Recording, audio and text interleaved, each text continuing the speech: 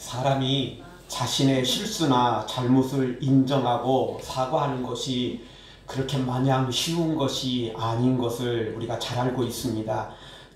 특별히 자존심이 강한 사람들은 누가 봐도 잘못했는데, 누가 봐도 그 사람이 실수한 건데도 끝까지 변명하고 끝까지 핑계를 대면서 죽어도 고개 숙이지 않고 도리어 더 큰 소리 치는 그런 사람들이 있다는 것을 우리는 주변에서 생각보다 더 자주 발견하게 됩니다. 운전할 때도 그렇습니다. 어떤 사람들은 그냥 지나가면서 그냥 손 한번 흔들어주면 사실 나도 기분 나쁠 게 아니고 더 좋은 거고 상대방도 그냥 이러면 되는 거거든요. 근데 자기가 잘못해놓고도 이런 사람들이 있어요. 진짜 너무한 사람들이 있죠. 제 차에도 블랙박스가 있죠. 진짜 너무 매너 없는 사람은요, 저도 그냥 넘어가진 않습니다.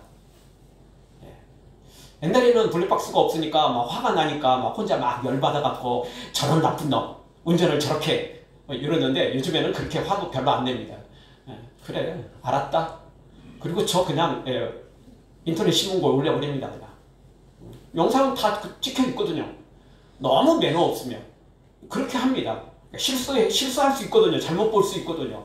그러면 본인이 뭐 손을 들었거나 아니면 비상 깜빡여서 미안하다 이렇게 표시하면 되는 거거든요. 어려울 거 없잖아요. 그런데 도리어 큰 소리 치고 또 빵거렸다고 가다가 도리어 브레이크를 잡아가지고 뒷사람한테 위협을 가하는 사람들도 있거든요. 참 자신의 잘못을 인정한다는 거, 그게 정말 생각보다 쉽지가 않습니다. 얼마 전에 축구 아시안컵 대회가 있었습니다. 우리나라는 우승 후보로 뽑혔고 진짜 우승할 줄 알았습니다.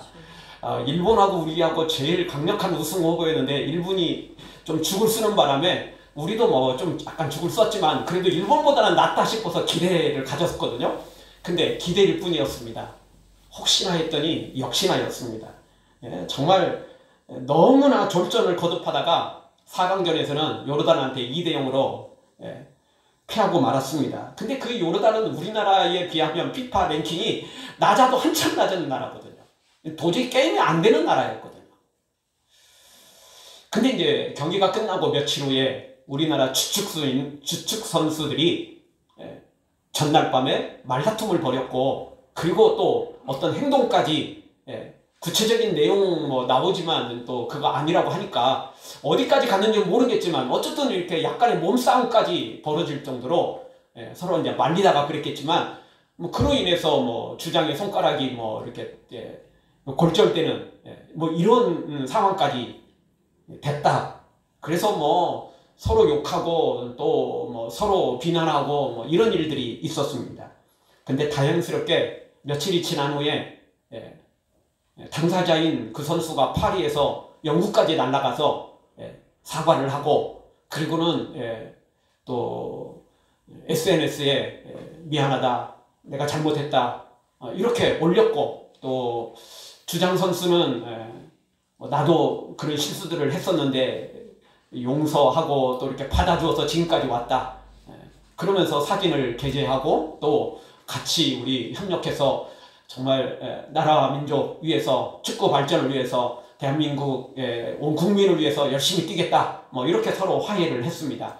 뭐 속마음이 어떨지 몰라도 또 구체적인 상황들은 우리가 몰라도 참 이렇게 화해의 손길을 내밀고, 그리고 또 그걸 받아주고, 그리고 또 이렇게 화목하는 거, 이게 참 오랜만에 그래도 좀 볼 것을 봤다 싶을 정도로, 잘못했지만 실수한 거 있었지만 그래도 이런 모습이 있다는 것이, 그래서 어떤 칼럼자들은 이게 기성세대에서 잘 못 보던 거, 왜냐면 그렇게 싸워도 잘 안 하거든요. 그런데 이 사람들은 그래도 나이가 지금 20대 초반이고 또 한 명은 30대 아닙니까? 뭐 어리다면 어리고 또 살았다면 살 수도 있었겠지만 기성세대에 비하면 그래도 어린 젊은 축에 속하지 않습니까? 그런데 그렇게 깔끔하게 문제를 해결하니까 일단락됐고, 또 국민들한테도 또 안심을 주었다. 또 이런 표현을 쓰는 것을 봅니다. 여러분, 우리가 살아가면서 갈등은 있을 수 있습니다. 근데 문제는 그걸 어떻게 잘 해결하느냐, 이것이 중요한 것입니다. 특별히 영적인 문제, 영적인 갈등, 이거 해결하지 않으면요 절대 하나님의 복은 받을 수 없는 것입니다. 그래서 오늘 성경이 바로 그 부분을 가르쳐주고 있습니다. 오늘 성경은 알고 보면 바로에 관한 내용이기 때문에 바로가 믿음이 있는 것도 아니고 또 뭐 거짓말하는 거 우리가 뻔히 다 잘 알고 있고, 그럼에도 불구하고 우리 하나님은 바로의 그런 상습범이 되는 바로조차도 하나님은 바로의 그런 액션에 대해서, 바로의 그런 고백에 대해서 받으시고 재앙을 물리치시는 장면들을 오늘 성경에서 보게 됩니다. 바로한테도 이런데 하물며 믿음의 사람인 우리들이 하나님 앞에 바로 선다면 하나님이 얼마나 기뻐하실 것이고 얼마나 큰 복을 준비하실 것이고 우리 앞에 있는 재앙들을 하나님이 옮겨주시지 않겠습니까? 우리 모두 하나님께 지은 죄는 즉시 회개하고, 그래서 우리 앞에 재앙은 물러가고 하나님의 복이 임하고, 그리고 우리 사람과의 관계 속에서도 우리가 자존심 내세우지 말고 쓸데없는 똥꼬집 부리지 말고 그러다가 바로처럼 망하지 말고 사과하고 또 용서하고, 그래서 하나님의 복을 누리는 하나님의 사람들로 세워지기를 주의 이름으로 축원합니다. 오늘 성경 첫 번째 주시는 말씀은 죄를 시인할 때 재앙이 물러간다는 것입니다. 발등에 불이 떨어진 바로를 오늘 성경을 통해서 보게 되는데, 이 강팍했던 바로가 이번에 제대로 엎드립니다. 그동안도 하는 척은 했지만 솔직히 온전한 마음은 아니었거든요. 그저 급하니 할 수 없으니 너무 막막하니 그냥 엎드린 채만 했을 뿐입니다. 그런데 이번에는 너무 급해도 너무 급한 거예요. 상황이 너무 악화된 거예요. 그래서 뭐 다른 꼼수나 뭐 이런 걸 생각할 겨를도 없이 급하게 부르죠.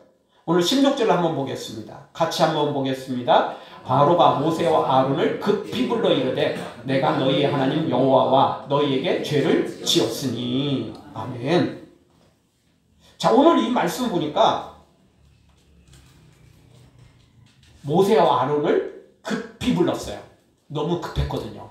1분 1초가 지금 아쉬운 상황이에요.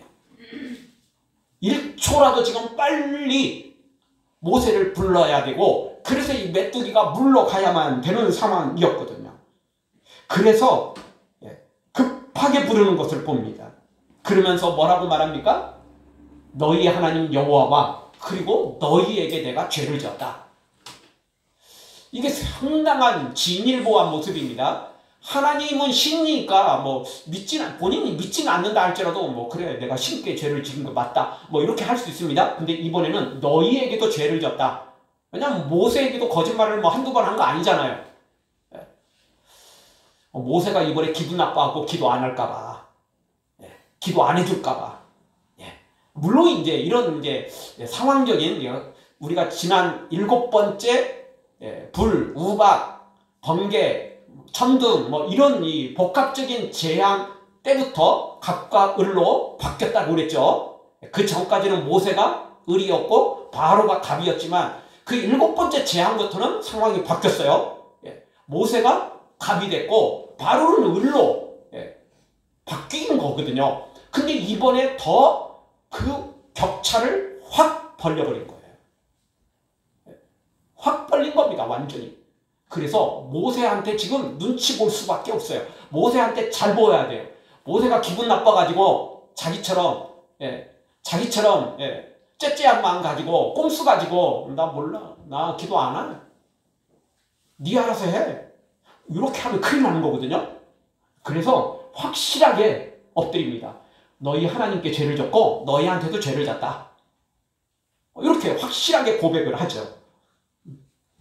물론 우리가 잘 압니다. 바로가 이 문제 또 해결되면 또 마음이 바뀔 것. 그래도요, 이때까지만 해도 진심일 겁니다. 왜냐하면 이번에는 내가 이번에 또 거짓말을 해서 내가 이번에도 이런 계략을 짜가지고 내가 이 위기를 잘 넘기며 뭐 이럴 겨를이 없었다니까요. 너무 급박한 상황이었어요. 왜죠?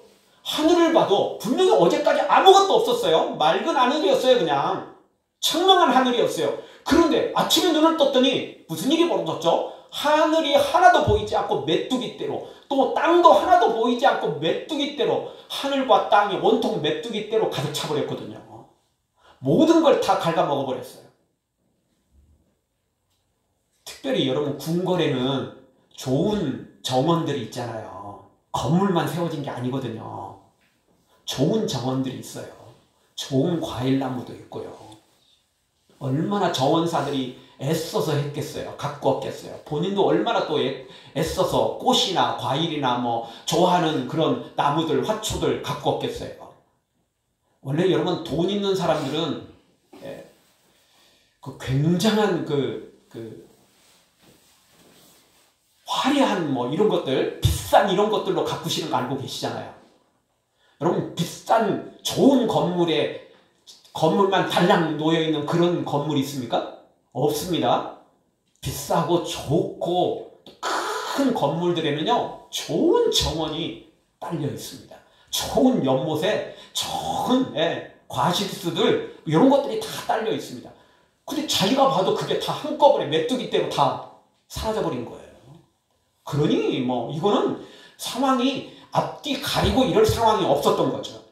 그러니까 이때까지만 해도 바로의 마음은 진심이었을 것입니다. 이러다 우리 다 죽는다. 일단 살아야 되는 거예요. 그래서 급히 부른 거죠. 급히 부른 거예요. 그래서 하나님께 죄 졌고 너희한테도 죄를 졌다. 이렇게 시인을 하는 것입니다. 여러분, 급하면 진짜 앞뒤 가리지 말고 무조건 하나님 찾아야 됩니다. 이 먹튀라는 게 있거든요. 먹고 튀는 거죠. 그게 또 문제는 문제인데, 그래도 일단 먹튀는 나중 일이고 일단은 급하면 찾아야 돼요. 그러니까 설사 먹튀를 하더라도 그래도 하나님 찾아야 돼요. 그래야 기회를 얻을 수 있잖아요. 먹튀하면 안 됩니다, 여러분. 하나님 응답 받고 먹튀하면 절대 안 됩니다. 그러다가 상습범 되면 바로처럼 이렇게 완전히 크게 망합니다.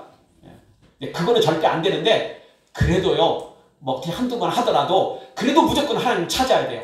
안 찾는 사람보다 그 사람이 100번 낫거든요. 안 찾는 사람보다 그 사람이 하나님을 만날 확률이 더 높거든요. 그러니 우리는 앞뒤 가리지 말고 급하면 무조건 하나님 찾아야 됩니다.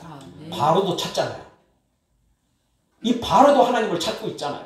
그런데 믿음을 가진 우리가 급한데도 하나님을 찾지 않고, 급한데도 사람을 찾고 돈을 찾고 권력을 찾고 자신의 지위를 찾고 이러면 안 되는 것입니다. 우리는 무조건 급하면 급할수록 하나님을 찾아야 됩니다. 말 그대로 앞뒤 가리지 말고 무조건 무릎 꿇고 십자가 앞에 나와서 엎드려야만 되는 것입니다. 그러면 하나님 응답하십니다. 진짜 급할 때 하나님을 찾는 건 국룰입니다. 이 국룰이 뭐냐면 국민과 이 룰을 플러스 시켜서 마땅한 것이다, 뭐 그런 의미입니다. 헌법과도 같은 그런 말입니다. 급할 때 하나님을 찾는 것, 진짜 그것은 헌법보다 더 중요한 법칙입니다. 무조건 하나님 찾아야 돼요. 왜? 하나님 외에는 그 문제를 해결할 존재가 없기 때문에 그렇습니다. 여기 급하다는 이야기는 우리 스스로 해결할 수 없다는 거잖아요. 그러니 하나님 외에는 이 문제 해결할 존재가 없는 것입니다. 사탄이야 더 죽쓰게 만들고 더 난리를 칠 텐데 당연히 뭐 해결할 수 없는 거고, 유일한 희망은 하나님밖에 없지 않습니까? 그러니 우리는 급하면 급할수록 앞뒤 가리지 말고 무조건 하나님께 달려와야 되는 것입니다. 바로도 이렇게 하나님 찾았더니 하나님이 재앙을 물리치시잖아요. 재앙을 물리시잖아요. 그런데 하물며 하나님의 사람인 우리가 하나님을 찾으면 오죽하겠습니까? 사랑하는 성도 여러분, 우리 하나님은 바로에게도 이렇게 기회를 주십니다. 우리가 잘 알듯이 바로 또 상습범 되는 거 알고 있잖아요. 이번에도 말 바꿀 게 뻔해요. 그리고 실제 바꿨어요. 그래도 하나님은 이런 바로에게도 기회를 주십니다. 왜냐하면 하나님의 목적은 죽이는 게 목적이 아니거든요. 멸망시키는 게 목적이 아니거든요. 이런 죄악된 이런 상습법인 바로조차도 기회를 주어서 회개할 수 있는 기회를 주셔서 그 영혼을, 이 나라를 살리기를 원하시는 겁니다. 하나님은 바로가 죽고 애굽이 다 죽기를 원하지 않아요. 그 나쁜 놈들이지만 그럼에도 불구하고 그들도 하나님은 사랑하시며 그들도 회개하고 돌아오기를 원하신다는 것입니다. 사실 뭐 430년 전에는 요셉이 이 애굽 땅에 내려와서 7년 대흉년이 있을 것을 예언했고, 그리고 그 요셉을 믿었고 그 하나님을 믿었기 때문에 다 살았잖아요. 산 것으로 끝나지 않고 주변의 국가들은 다 쫄쫄 굶을 때 애굽은 엄청난 그 곡식을 저장하고 있었기 때문에 그 곡식까지 파는 바람에 뭐 엄청난 부강한 나라가 되어버렸어요. 위기가 기회가 돼서 위기 때 더 애굽은 강해져 버렸죠. 안 그래도 강한 나라였는데 더 강해진 나라. 이유가 뭐죠? 요셉을 믿었기 때문에 그렇습니다. 요셉이 믿는 하나님을 믿었기 때문에 그렇습니다. 그런데 이번에는 어떻게 되죠? 요셉의 후손인 이스라엘을 믿지 않고 그들을 도리어 핍박하고 하나님을 업신여기고 하나님을 무시하다가 이렇게 멸망에 이르게, 재앙에 이르게 된 것입니다. 지금이라도 즉시 회개하고 하나님께 돌아오면, 하나님께 두 손 들고 돌아오면 다시 회복되는 것입니다. 우리가 잘 알듯 완전한 회개도 아니고 완전한 모습으로 뒤돌아 서는 것도 아니지만 그냥 이렇게 잠시 내가 하나님께 그리고 너희에게 죄를 졌다 이렇게 시인하는 것만으로도 이 재앙이 물러가는 것을 봅니다. 사랑하는 성도 여러분, 바로의 이런 작은 고백으로도 작은 시인으로도 하나님 재앙을 물리치시는데, 우리가 하나님 앞에 잘못했을 때 철저히 회개하고 하나님 앞에 나아오면 하나님은 그 재앙을 물리치실 뿐만 아니라 엄청난 복을 우리에게 쏟아부어 주십니다. 우리 모두 철저하게 죄는 회개하고 믿음으로 나아가 재앙을 물리치고 하나님의 복을 받아 누리기를 주의 이름으로 축원합니다. 우리 다 같이 한번 따라서 하겠습니다. 급할 때는 무조건 하나님 찾겠습니다. 예, 그러면 삽니다. 그러면 살 길이 열립니다. 하나님은 좋으신 하나님, 사랑의 하나님이시기 때문에 그렇습니다. 두 번째 주시는 말씀은 간구할 때 재앙이 물러간다는 겁니다. 17절을 보죠. 한 목소리로 같이 보겠습니다. 바라간대 이번만 나의 죄를 용서하고 너희 하나님 여호와께 구하여 이 죽음만은 내게서 떠나게 하라. 아멘. 바로가 앞부분에서도 몇 번에 걸쳐서 보내주겠다. 이 재앙 좀 떠나게 해달라 그랬습니다. 근데 그때는 생각보다 급하진 않았기 때문에 꼼수를 썼어요. 꼼수를 좀 썼어요. 왜냐하면 당장 죽는 건 아니었거든요. 그래서 좀 머리를 짜냈어요. 내가 이래 급하니까 모세 불러다가 문제 해결하면 그 뒤에 내가 또 내 속내를 내 계획대로 진행하리라. 이런 꼼수들이 다 섞여 있었어요. 근데 이번엔 너무 급해서 그럴 생각이 없었다니까요. 그럴 겨를이 없어요. 그리고 자신을 뒤돌아보니까 몇 번의 거짓말을 했기 때문에 이번에도 모세가 안 믿으면 큰일 나잖아요. 그래서 바라건대라는 단어부터 시작합니다. 내가 그렇게 소원한다, 소망한다 이런 뜻 아닙니까? 명령도 아니고 정말 간절하게 부탁을 하고 있는 겁니다. 지금 이거 이 대애굽의 바로로 왕으로서 이게 지금 진짜 이게 쉬운 말들이 아니에요. 절대. 하나님과 너희에게 죄를 졌다 이 말도 쉽진 않고, 또 지금 이 말도 바라건대, 소망하건대, 소원하건대, 이거 절대 쉬운 말이 아닙니다. 바로가 지금 철저하게 엎드리고 있죠. 간곡한 표현을 쓰고 있습니다. 그러면서 다시 또 이야기합니다. 이번만 나의 죄를 용서해라. 왜냐하면 몇 번의 이제 자기 상습범인 거 자기가 알고 있잖아요. 네가 네 죄를 알렸다. 뭐 그 말과 똑같죠. 본인이 왜 모르겠어요. 그래서 이번만은 나의 죄를 좀 용서해라. 내가 딱 한 번 더 기회를 달라 그 말이죠. 내가 상습범인 거 아는데 이번엔 제대로 할게. 뭐 그런 말입니다. 뭐 우리식으로 말하면 뭐 내 손에 장을 지지 뭐 이런 식이겠죠. 그렇게 지금 이야기하고 있는 겁니다. 그러면서 뭐라고 말하냐면 너희 하나님 여호와께 구하여, 너희 하나님 여호와께 간구해서, 너희 하나님 여호와께 기도해서 이 죽음만은 내게서 떠나게 해라. 부탁하고 있습니다. 본인이 기도하면 좋겠지만 바로가 하나님을 믿는 것도 아니고, 그러니 모세한테 부탁을 하는 거죠. 그리고 본인이 기도한다고 뭐 문제가 해결되겠습니까?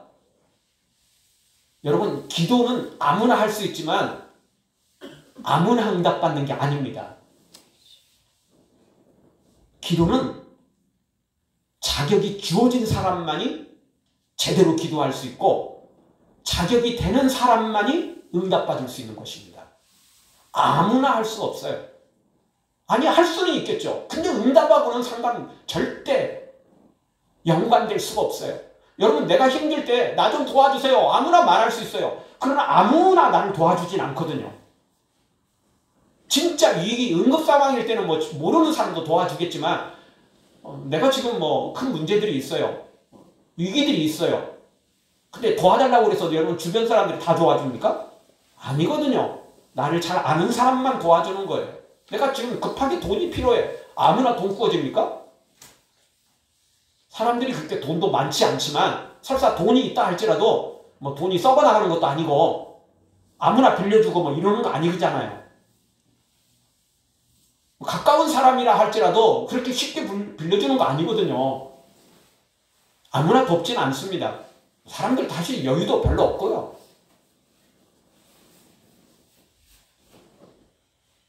기도를 한다고 다 응답되는 거 아닙니다. 자격 있는 사람만 제대로 기도할 수 있는 거고 자격 있는 사람만 기도의 응답도 경험하게 되는 것입니다. 그러니 바로는 본인이 자격 없는 거 너무 잘 알고 있어요. 그래서 모세한테 부탁하죠. 그동안도 모세가 기도하면 손을 들어 기도하면 그래서 하나님께서 모세에게 지팡이를 줬고 그리고 재앙을 내릴 때도 재앙을 물러가게 할 때도 손을 들고 기도하도록 하셨는가 봐요. 그냥 아무것도 없이 그냥 혼자 그냥 하나님 도와주세요. 하나님 재앙 물러가게 해주세요. 하나님 재앙 불러주세요. 뭐 이러면 이 바로가 보기에 이게 뭐 기도를 하는 거야? 뭐 하는 거야? 질문을 하는 거야? 뭐 하는 거야? 뭐 이거 제대로 모르잖아요.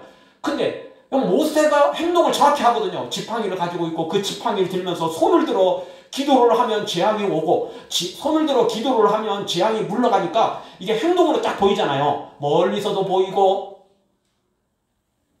안 보려고 해도 보이잖아요.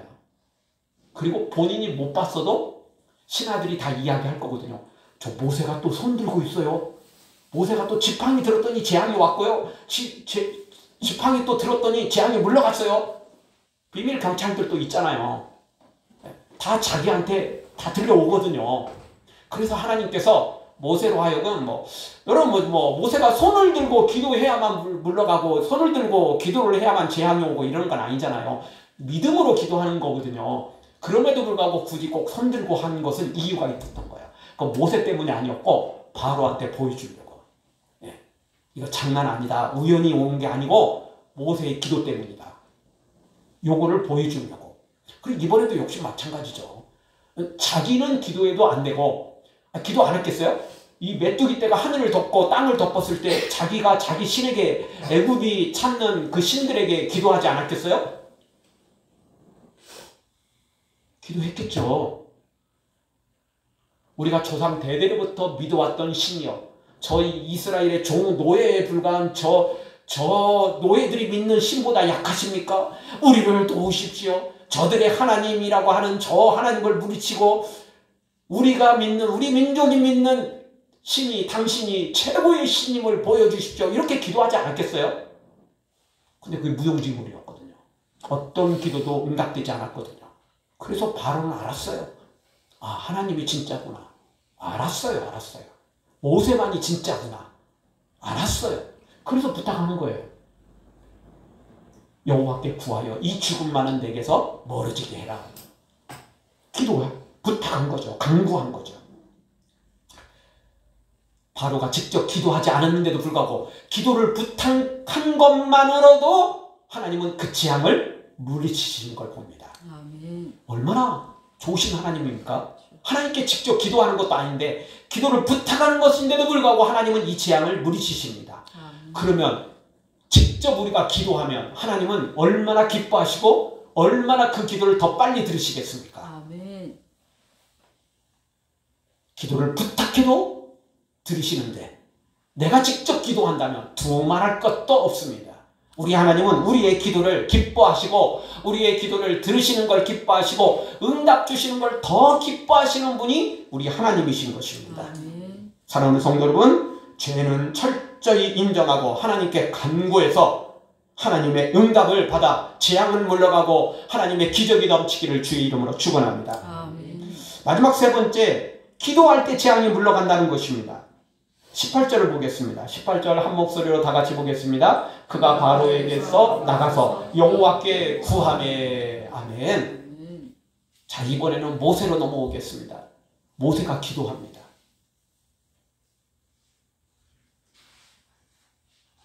모세는 지금까지 기도해왔고 기도의 응답들을 많이 체험했습니다. 그리고 이번에도 모세는 또 기도를 합니다. 이미 말씀드렸던 것처럼 기도는 아무나 하는 게 아닙니다. 아니, 아무나 할 수 있지만 절대 아무나 응답받을 수 없습니다. 기도는 자격 있는 사람만 기도할 수 있고 자격 있는 사람만 응답받을 수 있는 것입니다. 기도는 의무이면서 동시에 특권입니다.